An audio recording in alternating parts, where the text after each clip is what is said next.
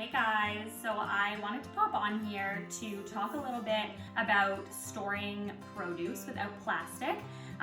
So one of the best ways to reduce food waste, which is something that I'm talking about this month, is to actually store your produce correctly so that it doesn't go bad as quickly. So every time I get home from the grocery store, I do a couple of things, pretty quick things that make it so that my produce is going to last a whole lot longer. So I wanted to show you from my grocery haul today what I'm going to do. So starting with kale, so leafy greens I buy in my produce bags, but the produce bags do not keep them from wilting if you put them in the fridge like that. So what I do is I learned this new trick and I really love it. So what you do first is you wash all the kale. And once you do that, you don't need to dry it off too much if you want to shake off the excess water. Then you take a clean, dry tea towel and you actually just wrap up your kale in here. And you don't want to wrap it too tightly, but you do want to cover it all. So I kind of wrap it up like a bouquet of flowers. And then you literally put this inside of your fridge and it keeps everything nice and crisp for much longer than if you were to put them in there in those mesh produce bags. So that's for the kale and for other leafy greens. For carrots, so what you want to do first is you want to cut off the tops, the greens. And then I take a large container like this. You can also, peel and chop up your carrots so that you have them as an easy snack and things, but I don't really want to take the time to do that right now. So I literally just throw them all in here.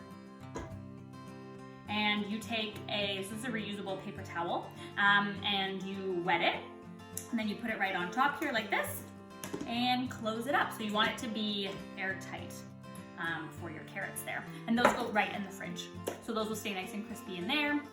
For tomatoes, I feel like this should be an easy one, but they should not be in the fridge. Tomatoes taste gross and lose all their flavor when they're in the fridge. So keep them on your counter. These I just have in a glass jar. It's not really tomato season right now anyway, so they're not the best, but I do like tomatoes in my salad.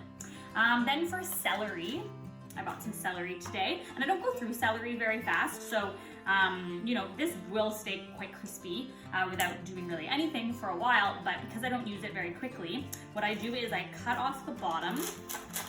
There we go. And then you get a big jar of water, and you just put all your celery stalks in there like that. And this will keep them super crispy. Just check that the water isn't going all disgusting if you do keep your celery for a long time like I do. You'll want to just make sure that it's staying fresh. And that will go in your fridge as well. And then finally, first I'm going to talk about these. So the bottom of your celery, the tops of your carrots, these things I do not put in the green bin right away. I actually wash them up and then I put them in one of those reusable freezer bags. And every time I prepare meals that have, vegetable scraps, I throw them on in that vegetable bag that I've created in the freezer. And once it's full, I will put it in a pot and make some veggie stock. So every 2 weeks or so, I will get that boiling while I'm cooking something else, and then you have veggie stock homemade for soups and chilies and all the delicious things that you make in the wintertime. So that's another tip I have for not wasting quite as much food. And then the final thing I'm going to talk about is basil, however you want to say it.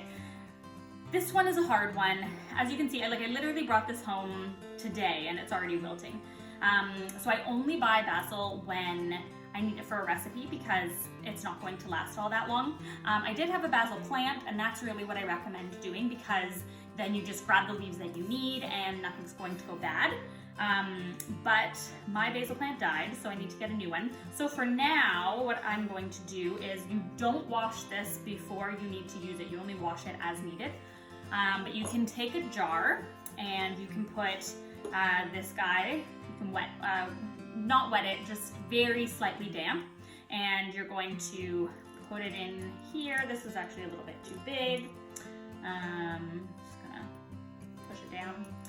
And then you put these guys in as well. Oops.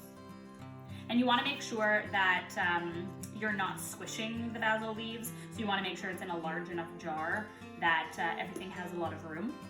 I don't think this will all fit in this one, but anyway. And then you're going to close it up and leave it on your counter. You're not going to put it in the fridge. It doesn't like being very moist and it doesn't like being cold. So it's a very finicky one, but hopefully this guy will last until I need to use him. So those are all the things that I bought today. I will show you guys some more when I get something else, but I wanted to give you those little tips as I put my stuff away today.